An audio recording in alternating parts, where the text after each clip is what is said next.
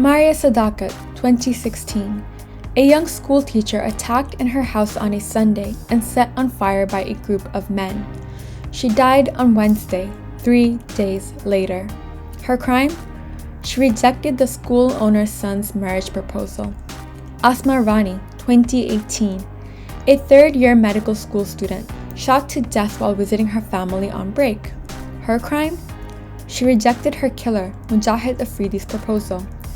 Myra Zulfikar, 2021. A law graduate from London, strangled and shot to death in her rented flat in Lahore. Her crime?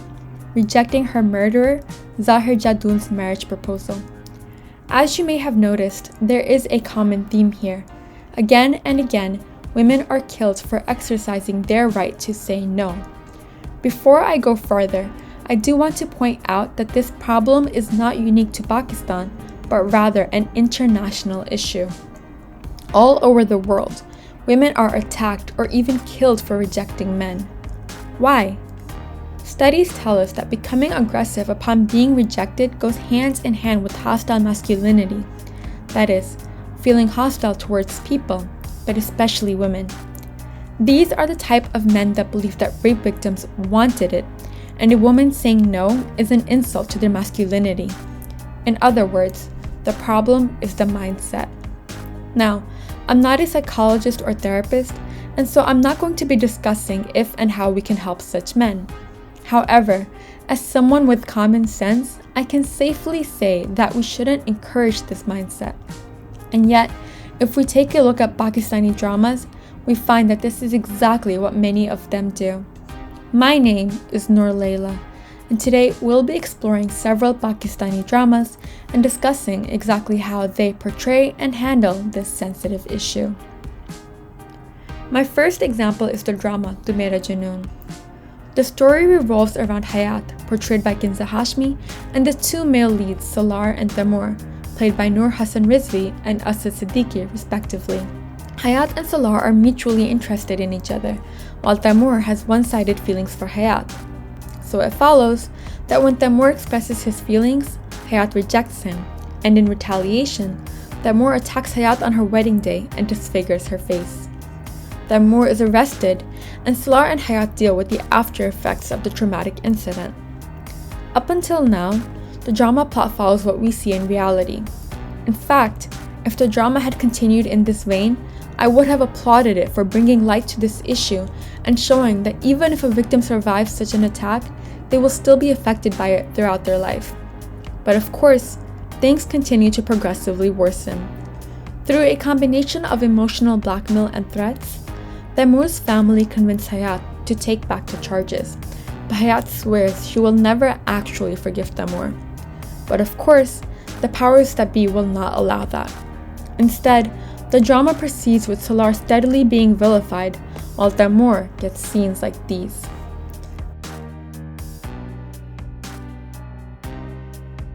As Salar and Hayat continue to drift apart, she and Taimur grow closer, and eventually she comes to trust and depend on him.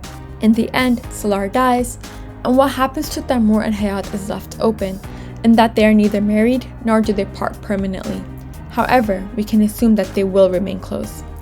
Before we proceed further, I want to point out some of the comments for this last episode. दिल से गालियाँ निकाली हैं मैंने आज इस ड्रामे के राइटर को. तैमूर और हयात की शादी होनी चाहिए थी. Are you kidding me? I spent 20 hours of my life just to watch Taimur and Hayat end up single. They should have gotten married. It was my favorite drama. They should end the drama with happiness. Hayat and Taimur should have married in the end. Hayat और Taimur की शादी होनी चाहिए थी. Bakwas end. As you can see, overall, Taimur was now seen positively by the viewers, and many of them wanted to see Hayat and Taimur together. In other words, the audience was willing to overlook that this and this are the same person. So is this what the drama teaches us? That it doesn't matter what you do to a woman, you can eventually make up for it? What a slap in the face to every woman who's faced a traumatic incident of this type. And another problematic lesson, that this is actually a sign of love. Because almost right after this incident, Taimur is portrayed as a good guy. So if he didn't do this because he's a bad guy, then he did it out of love, right? Ridiculous.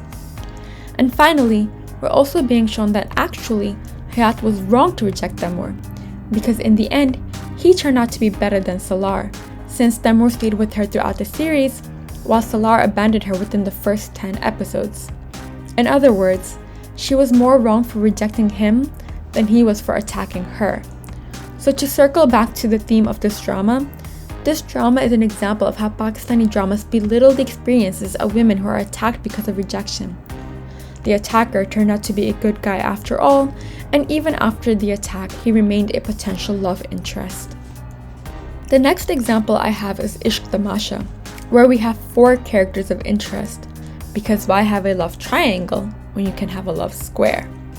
There's Mehrab, played by Junaid Khan, Mirha, played by Ayman Khan, Rushna, again played by Kinza Hashmi, and Arham, played by Faizan Khawaja. Mirha and Rushna are cousins, and live together because Mirha is orphaned. Mehrab and Arham are brothers, also orphans, and live with their puppa. Because these are his last 2 relations in the world, Mehrab is very protective and loving towards them. Arham sees Rushna for the first time in a grocery shop, and it's love at first sight for him. Rushna doesn't even notice him. He does the whole secret admirer thing, where he anonymously leaves presents and notes for her. They talk on the phone as well, and grow closer through that. They do arrange a meeting, but Rushna has to leave before Arham arrives. However, he's given Rushna his license plate number, and later she sees Mehrab in that car and confuses him for Arham. She's elated that her secret admirer is so handsome, and readily agrees when Arham wants to come over and officially propose.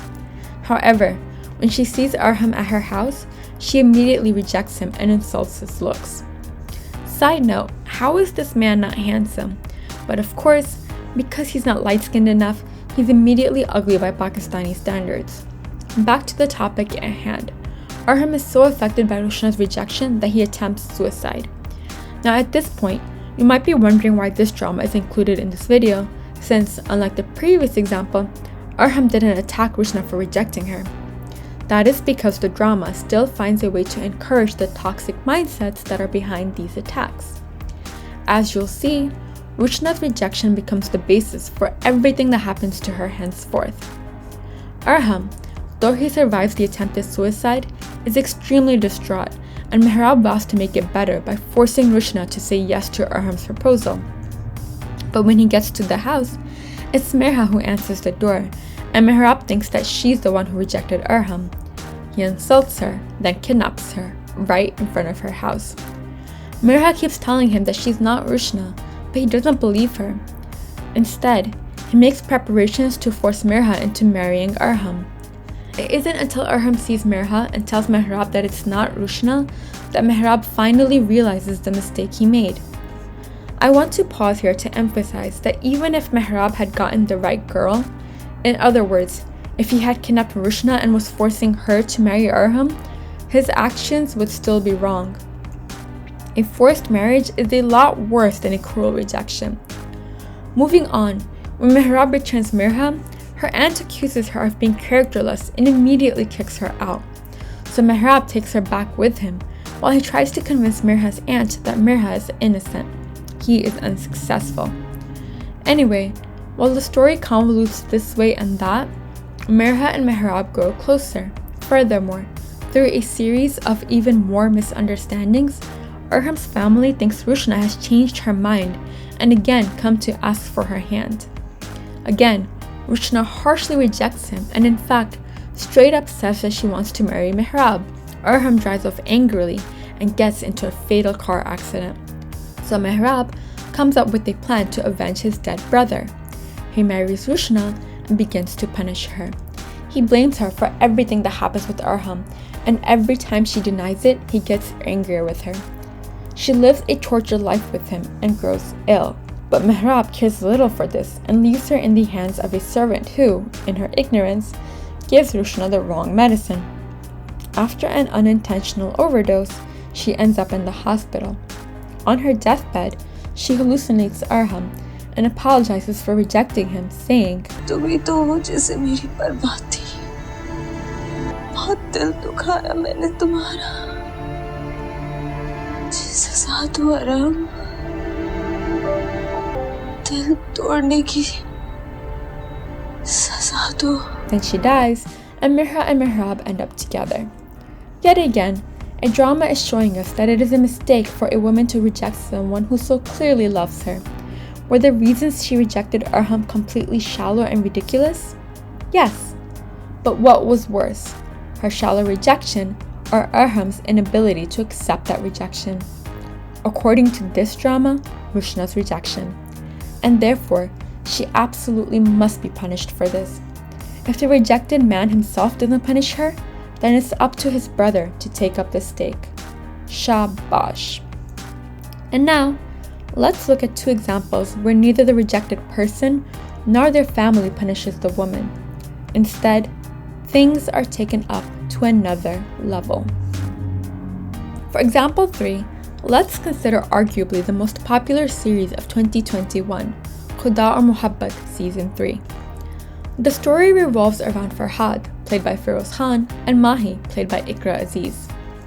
Mahi is a girl from a highly influential and wealthy family, whereas Farhad comes from a typical lower middle-class family.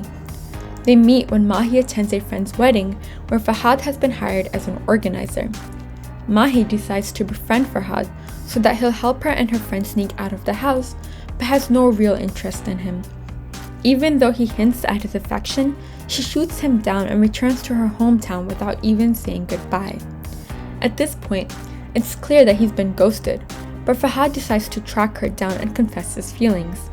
He goes to her hometown, gets a job at her father's place, and waits around for a chance to meet her. Now, it was wrong of Mahi to use Farhad, but from what I can tell, she didn't give any overt sign that she was romantically interested in him, nor did she make any long-term promises. In other words, she didn't do anything to warrant this stalkerish behavior. Still, you could argue that she didn't really give an answer, so it's reasonable that he has hope. But in their first conversation after he tracks her down, she straight up tells him that she's not interested in him. Upon hearing this, he speeds up the car and scares her, in other words, exhibiting aggressive behavior. When the conversation continues, she again turns him down and explains that his continued interest will harm both her and Tim. And instead of accepting this, he takes it as a challenge. Why is this a challenge to him? Why does he see her refusal as an attack on him? It's her decision, and a logical one given the circumstances. So why can't he just accept her no? And even though he claims that he won't come in her way again, his very presence there is a threat. As Mahi knows, if her parents or brother find out, it will spell instant death for him, and she doesn't want that hanging over her head. Then Mahi gets engaged and is now even more desperate to get Farhad to leave. She sends a servant over to him who tries to convince him, but Farhad insists that he won't leave until he speaks to Mahi, and she tells him herself that she is happy with her engagement and doesn't want him. I guess Farhad has short-term memory loss. Regardless, Mahi agrees to meet with him one last time, and they arrange a secret meeting in a library. Here, she tells him that she's happy with her engagement, and yet again, firmly rejects him. It's finally gotten through his head, but instead of accepting this and moving on, he gives her the ultimate bad-dua, in which he prays that she suffers the way she made him suffer, and that she always covet happiness and never attain it. Fine, whatever. At least he'll leave her alone now, and Mahi can move on with her life, right? Wrong. Up until this point, I've established that Farhad has exhibited qualities of toxic masculinity. But this is only half the story. Now comes the next part, Mahi's punishment, and the reason why I think this drama is worse than the other two that I mentioned. After this scene, Farhad goes and supposedly dies. He's not really dead, he's hiding from the world, because his love for Mahi, a girl he barely knows, is much stronger than his love for his family and friends. You know, the people he grew up with and love him unconditionally. However, Mahi believes that Farhad is dead and she is racked with guilt. Then, on her wedding night, her husband is shot to death by political enemies of her brother. But Mahi doesn't blame her brother. I mean, come on. Blame a man for something that's clearly his fault? Ridiculous. No, Mahi blames herself. Obviously, this is the result of Farhad's bad dua. Thus, when her mother-in-law treats her badly during her iddat, she accepts the treatment, feeling that she deserves it. So why is this worse than other examples? Because this drama has religious undertones. Spirituality is an essential theme of this drama, and it's implied that Farhad's love for Mahi is not a typical love of this world. No, this is a divine love. And so if Mahi is rejecting this divine love, then who is punishing her? The implication is obvious. Astaghfirullah. The second thing I want to point out is that in the end, Mahi accepted and even returned Farhad's love. In other words, her no was not a no, but rather a maybe that Farhad turned into a yes with his obsessive persistence. And so, for a third time, a woman's punishment for her rejection went hand in hand with the complete devaluation of that rejection. Now, on to our fourth and final example, Raqs-e-Bismil, another highly popular 2021 drama. This drama follows the story of Musa, played by Imran Ashraf, and Zohra, played by Sara Khan. Like in Khuda or Muhabbat, the two main leads come from opposing backgrounds. Musa is the son of a Pir household, whereas Zohra was raised by prostitutes and works as an escort. Musa meets Zohra for the first time on the bus, when Musa is wrongfully accused of harassing a girl and Zohra defends him. Musa takes one look at Zohra's eyes, that's all he can see, and falls in love. He doesn't know who she is, so he stalks her for a bit and eventually proposes to her. He tells her that once he gets her answer, he'll leave her alone, but upon hearing a no, demands an explanation. Furthermore, he wants to know if there's someone else. Later, he says, पर अगर उसने मुझे ये बता दिया होता है तो वो किसी और को पसंद करती तो खुदा पाक की कसम मुड़ के देखता तो दूर की बात मुड़कर सोचता रहे उसके. In other words, a woman's rejection of a man is only acceptable if it is done for the sake of another man. She can't just, not like him. He keeps following her around, and then she does something admittedly cruel. Instead of telling him the truth, she shows him. She invites him to a party where she is entertaining, and that's where he finds out the truth about her family and background. He makes a fuss and is arrested, and in Zohra's mind, that is the end of that. But of course not. He decides he still loves her and shows up at her house to tell her this. Later, she agrees to meet with him to convince him to back off, but he takes her to get their nikah done. She's obviously stunned and refuses. They go back and forth for a while, her constantly stating that she doesn't love him and asking him to take her back, but he doesn't get it and claims that she should want to accept his love and the honor he'll bestow on her by marrying her. She only manages to change his mind by challenging him to send his elders over to properly propose, and tells him that if he really loved her, he would put the power of choosing him in her hands instead of forcing her like this. At this, he finally relents and takes her back home. Musa does manage to convince his mother to go and ask for Zohra's hand, but all she does is ask Zohra to reject him again. Zohra does this.